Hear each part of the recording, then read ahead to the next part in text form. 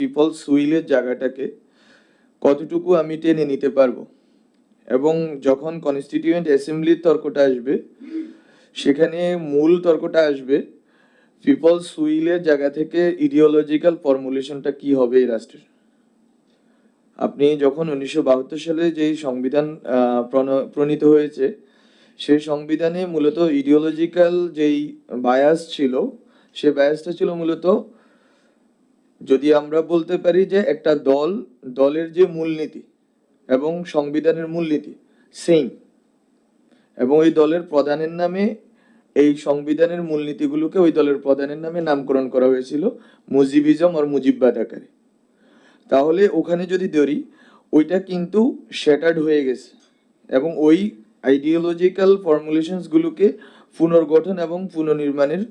সম্ভাবনা তৈরি হয়েছে, এবং সম্ভাবনা তৈরি হয়েছে বলেই জনগণ